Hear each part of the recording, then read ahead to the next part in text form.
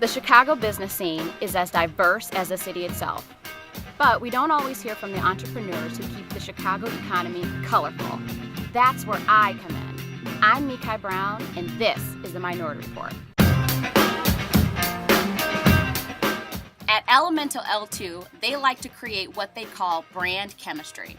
While not a chemist, co-founder Marco Lopez does know the bonds that create strong client relationships and drive consumer engagement. He's been able to land names like Coca-Cola, PowerAde, Target, and the NBA, just to name a few. I met up with him to talk about what drives his success and how his Hispanic heritage affects his business. Don't worry, we didn't try out any chemistry experiments.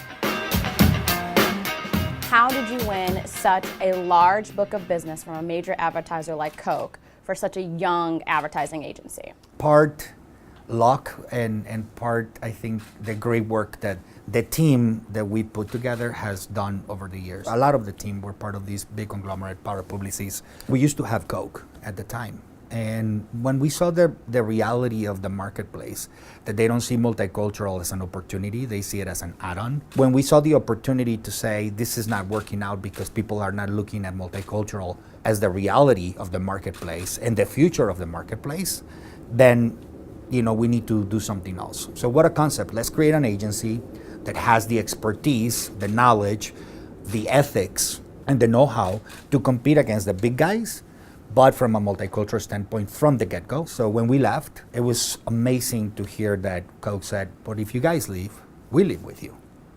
And to us, I really literally brought tears to my eyes because I'm like, really? Let's talk about the risks. Being an entrepreneur and stepping out from these great corporate jobs, what would you say is one of the biggest risks you've taken to start this organization? We definitely wanted to see if there was investment, from other people. Before you can even get a penny from a bank or from an organization, you have to risk it. Right. And it wasn't only my risk. This is my wife's risk. This is my partner's risk. And we made a conscious decision, and I told my wife, I said, hey, the only way to do this is to pull our 401k or my 401k. You can keep yours, as a nest, but pull mine and let's put it in there. We say this in Spanish, el que no arriesga no gana. If you don't risk it, you don't win. Right. The other risk that we also took was, we used to make a nice 6-figure, salary in a corporation. We said, well, if we want to make these grow, we need to also lower our salaries because we need to invest in the company and the people. So we want to get caliber people, making sure that we have the best of the best, but from a multicultural standpoint, we need to invest in them. What do you think is one of the biggest mistakes that young entrepreneurs make today? And what advice would you give to not make that mistake? I'd rather have 10% of something than 100% of nothing. And I think that a lot of them make the mistake of saying, we can do this alone. And either they fail or their idea never materializes. I think that you need to surround yourself by people that you trust, obviously, but choose your partners because they can only make you better. That means collaborating to make money together. Right. Because I think people may see it as, oh, well, I'm not making as much money. No, you're making enough, and then you're gonna make more because you're together. What are you most excited about for the future of Elemento? In our first year, we made a little money. In 2012, we met our 2013 goal. In 2013, we made our 2014 goal. And we have made right now a goal that has exceeded our expectations. What's preventing us from doubling our revenue in the next 2 years?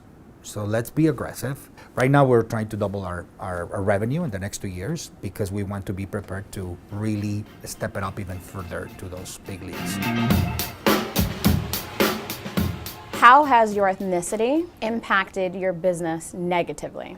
We were under the impression that we needed to walk on eggshells a little bit, to say, well, let me tone it down a little bit. Let me hide my Mexicanness, per se, or my accent. That's a big one. I remember when people say, well, you have an accent. I'm like, yes, I do, And sometimes even Mexicans would say, well, we don't want our kids to grow up with an accent. I'm like, I'm sorry, but that's a huge benefit to me, at least, It's not just a benefit, but it's who you are. It has allowed us to understand this huge marketplace. There's nothing else in the entire world as there is in the US. There's no Hispanics in the world. There's Mexicans, there's Colombians, there's Spanish, there's Brazilians. Right. But Hispanics all together, Latinos, only in the US. And when you look at that melting pot of Latinos, is what makes us so unique. Within Elemento, what are you most proud of? The program that we developed for Coca-Cola, Club Balón Rojo. So we have a big problem in our communities, right? One is education. 17 to 20% of Latinos only have a college degree. Amongst those, Mexicans, we only have about 5 to 6% nationwide. Wow. We created this program for Coke in which we reward kids and parents to go to to be part of the Ball Kids program of the Mexican national team. But before they do that, they have to go through this little program that we have, the Hispanic Scholarship Fund, coming in and talk to the parents. So we focus on education for parents and for kids. One of the proudest moments that we had was when one of those kids in Seattle, she's giving a speech, her speech when she's finishing high school and saying, well, I went to this program with Club Balón Rojo.